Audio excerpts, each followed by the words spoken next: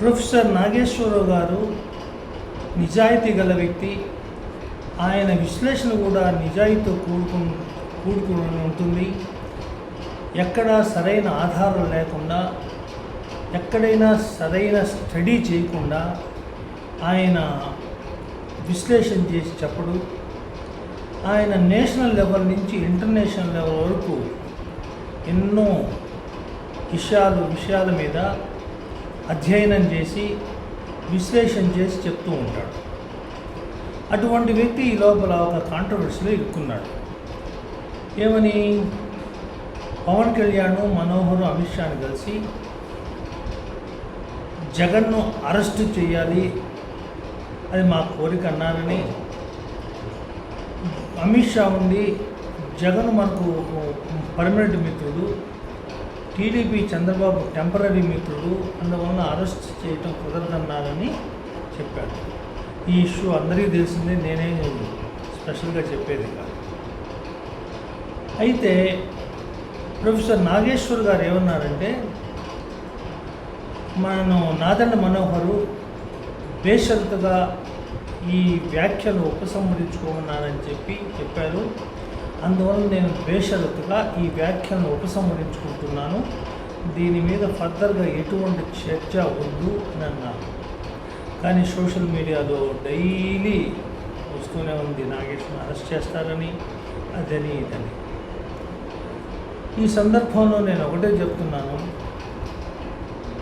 ఆయన ఆధారాలు లేకుండా చెప్పడొకటి, ఇది రాజకీయ వర్గాల్లో చాలా డ్యామేజ్ చేసింది. ఆయన ఉపసంహరించుకున్నంత మాత్రాన వార్త ఆగిపోలేదు, వార్త అందరికీ చేరిపోయింది. అది అయితే ఏబిఎన్ వెంకటకృష్ణ ఉండి నాగేశ్వరరావు గారికి ఎటువంటి ప్రూఫ్, ఎటువంటి ఆధారాలతో ఈ వ్యాఖ్యలు చేశాడు అని అడిగాడు.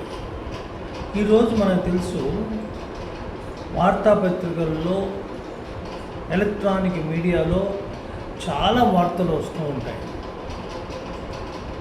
వాటన్నిటికీ మనం ఆధారాలు అడిగితే వీళ్ళందరూ చూపించగలరా? చాలామంది వార్తాపత్రికలు వస్తే పలానోళ్ళు అందరూ అన్నారు, ఎల్లయ్య అన్నాడు, పుల్లయ్య అన్నాడు, వాళ్ళందరూ ఏమేమో మాట్లాడారు అని, అందువల్ల దాని ఆధారంగా మేము వార్తలు రాస్తున్నాము అని అంటారు. ఇటువంటి వార్తలు నేషనల్గా, ఇంటర్నేషనల్గా వందల కొద్ది రోజు వస్తుంటాయి. అయితే నిజంగా అయితే వాటన్నిటికీ ఆధారాలు print media, electronic media, social media చూపించాలి. చూపించకుండా మనం ఒక వ్యక్తిని బదనాం చేస్తూ ఉంటే, ఒక వ్యక్తి మీద నిందలు వేస్తుంటే అది కరెక్ట్ కాదు. రాజకీయ నాయకులైతే వాళ్ళు చేసే ఆరోపణలు చాలా భయంకరంగా ఉంటాయి. అయితే వాటన్నిటికీ ఆధారాలు ఏబిఎన్ వెంకటకృష్ణ చెప్పినట్టు చూపించగలరా? వేటికి కూడా దొరకదు. అటువంటి సందర్భంలో ప్రొఫెసర్ నాగేశ్వరరావు గారు ఏ బేసిస్ మీద ఇది ఆరోపణ చేశాడో అని వెంకటకృష్ణ అడగటము న్యాయమేనా, కరెక్టేనా?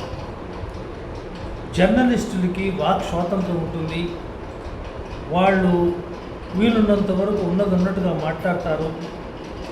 ఆ స్వేచ్ఛ వాళ్ళకి లేకపోతే న్యూస్ అనేది రావడం చాలా కష్టం.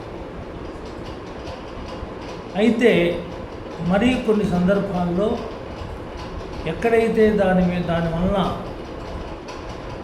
బాగా డ్యామేజ్ అవుతుందో ఆ సందర్భంలో మనం ఆచితూచి మాట్లాడాలి.